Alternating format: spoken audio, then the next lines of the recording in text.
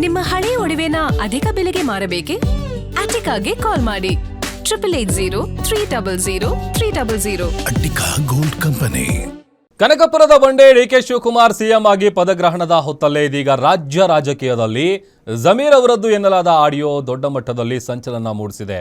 ಹಾಗಾದ್ರೆ ದಾವಣಗೆರೆ ದಕ್ಷಿಣ ಬೈ ಎಲೆಕ್ಷನ್ನಲ್ಲಿ ಜಮೀರ್ ಪಕ್ಷ ವಿರೋಧಿ ಕೆಲಸ ಮಾಡಿದ್ರ? ಅಷ್ಟಕ್ಕೂ ಆ ಆಡಿಯೋದಲ್ಲಿ ಏನಿದೆ, ಅಸಲಿನೋ ನಕಲಿನೋ, ಜಮೀರ್ ಹೇಳಿದ್ದೇನು? ಬನ್ನಿ ನೋಡೋಣ. ರಾಜ್ಯ ರಾಜಕೀಯದಲ್ಲಿ ಜಮೀರ್ ಅಹ್ಮದ್ ಆಡಿಯೋ ಸಂಚಲನ. ದಾವಣಗೆರೆಯಲ್ಲಿ ಸಮರ್ಥ್ ಸೋಲಿಸಲು ಷಡ್ಯಂತ್ರ ನಡೆದಿದ್ದ. ಆಲ್ಮೋಸ್ಟ್ ಕುಕ್ಕರ್ ಚಲ್ ರहा था. जबरदस्ती पीछे घर से बुलाने का नहीं. ರಾಜ್ಯದಲ್ಲಿ ಸಿಎಂ ಆಗಿ ಡಿಕೆಶಿ ಪದಗ್ರಹಣಕ್ಕೆ ಕೌಂಟ್ಡೌನ್ ಶುರುವಾಗಿದೆ. ಮೊದಲ ಹಂತದ ಸಂಪುಟ ರಚನೆ ಸಿದ್ಧತೆ ಹೊತ್ತಲ್ಲೇ ರಾಜ್ಯ ರಾಜಕೀಯದಲ್ಲಿ ಜಮೀರ್ ಅಹ್ಮದ್ ಖಾನ್ ಆಡಿಯೋ ಸಂಚಲನವನ್ನ ಮೂಡಿಸಿದೆ.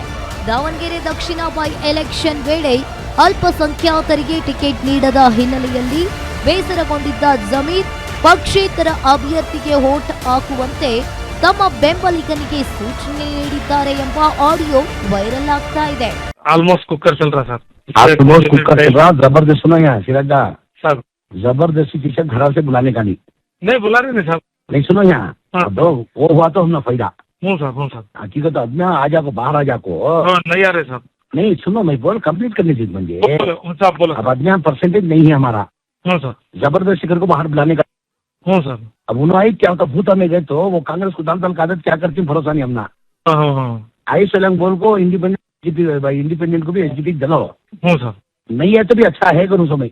हूँ सर वही सर कर रहे हैं.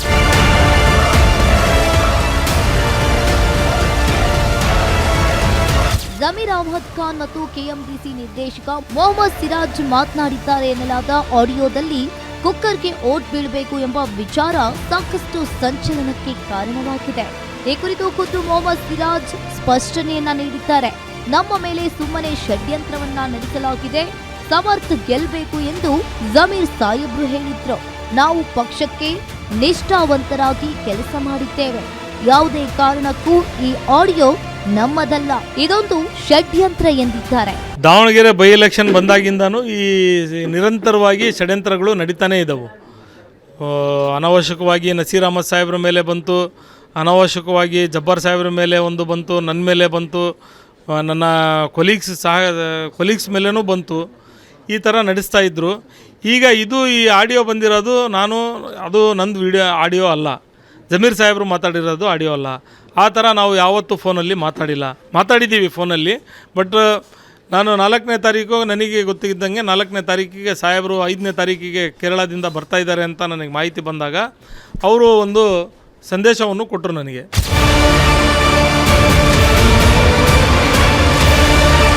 ಇನ್ನು ಆಡಿಯೋ ವೈರಲ್ ಕುರಿತು ದಾವಣಗೆರೆಯಲ್ಲಿ ಶಾಸಕ ಸಮರ್ಥ್ ಶಾಮನೂರು ಪ್ರತಿಕ್ರಿಯಿಸಿದ್ದಾರೆ. ಚುನಾವಣೆ ಸಮಯದಲ್ಲಿ ಇದೆಲ್ಲವೂ ಓಪನ್ ಸೀಕ್ರೆಟ್ ಆಗಿತ್ತು. ಸತ್ಯ ಸಂಗತಿಗಳು ಹೊರಬಂದಾಗ ಅದನ್ನು ಷಡ್ಯಂತ್ರ ಎನ್ನುವುದು ಸರಿಯಲ್ಲ. ಪ್ರತಿ ಚುನಾವಣೆಯಲ್ಲಿ ಎ ಟೀಮ್ ಬಿ ಟೀಮ್ ಎಂಬುದು ಇರುತ್ತದೆ. ಆದರೆ ಆಡಿಯೋದಲ್ಲಿ ಬಿಜೆಪಿ ಅಭ್ಯರ್ಥಿ ಪರವಾಗಿ ಹಾಗೂ ಕಾಂಗ್ರೆಸ್ ವಿರುದ್ಧವಾಗಿ ಮಾತನಾಡಿರುವುದು ಸ್ಪಷ್ಟವಾಗಿದೆ. ಏನೇ ಷಡ್ಯಂತ್ರ ಮಾಡಿದ್ರೂ ನನ್ನನ್ನು ತಾಯಿ ದುರ್ಗಮ್ಮನೆ ಕಾಪಾಡಿದ್ದಾಳೆ ಎಂದಿದ್ದಾರೆ. ನಿಮಗೂ ಗೊತ್ತು, ಚುನಾವಣೆ ಟೈಮ್ನಲ್ಲಿ ಇಂಥವೆಲ್ಲ ಚೂರು ಓಪನ್ ಸೀಕ್ರೆಟೇ ಆಗಿದ್ವು. ಆದರೆ ಏನೈತಿ, ಪಾರ್ಟಿ ಇನ್ವೆಸ್ಟಿಗೇಟ್ ಮಾಡಲಿ, ಆಡಿಯೋ ಕ್ಲಿಪ್ ವೆರಿಫೈ ಮಾಡಲಿ ಸರಿಯಾಗೈತಾ ಇಲ್ಲ ಅಂತ. ಆಮೇಲೆ ಇನ್ನೊಂದು ಚೂರು ಎವಿಡೆನ್ಸ್ ಏನೈತಿ ಎಲ್ಲದು ಹೊರಗೆ ಬರಲಿ. ಆಮೇಲೆ ಏನು ಆ್ಯಕ್ಷನು ಅದೆಲ್ಲ ಹೈಕಮಾಂಡ್ ಮೇಲೆ ಬಿಟ್ಟಿನಿ. ಇಲ್ಲರಿ, ನೀವೇ ನೋಡಿದ್ರಿ ಆ ಕ್ಲಿಪ್ನಲ್ಲೇ ಕ್ಲಿಯರಾಗಿ ಕಾಣ್ತು. ಅದು BJPನೂ ಇನ್ವಾಲ್ವ್ಡ್ ಇತ್ತು. BJP ಅವ್ರ ಕ್ಯಾಂಡಿಡೇಟ್ ಹೆಸರು ತಗೊಂಡಿದ್ರು, ಸ್ಪಷ್ಟವಾಗಿ ಮಾತಾಡಿದ್ರು ಅವ್ರ ಜೊತೆ ಅಂತಲೇ ಒಂದು ಪಾರ್ಟ್ ಇತ್ತು ಕ್ಲಿಪ್ನಲ್ಲಿ. ಒಟ್ಟಾರೆ ಡಿಕೆ ಶಿವಕುಮಾರ್ ಸಿಎಂ ಆಗಿ ಪಟ್ಟಕ್ಕೇರೋ ಹೊತ್ತಲ್ಲೇ ರಾಜ್ಯ ರಾಜಕೀಯದಲ್ಲಿ ಸಂಚಲನವನ್ನ ಮೂಡಿಸಿದೆ. ಸಿರಾಜ್ ಅವರು ಇದ್ರ ಬಗ್ಗೆ ದೂರು ದಾಖಲಿಸಿದ್ದು ಸತ್ಯಾಸತ್ಯತೆ FSL ವರದಿಯಿಂದ ಬಯಲಾಗಬೇಕಿದೆ. ಆದ್ರೆ ಇದು ನಿಜ ಆದ್ರೆ ಕಾಂಗ್ರೆಸ್ ಹೈಕಮಾಂಡ್ ಯಾವ ರೀತಿ ಪರಿಗಣಿಸುತ್ತೆ ಅನ್ನೋದನ್ನ ಕಾದು ನೋಡಬೇಕಿದೆ. ವೀರೇಶ್ ದಾನಿ, political bureau, guarantee news, Bengaluru.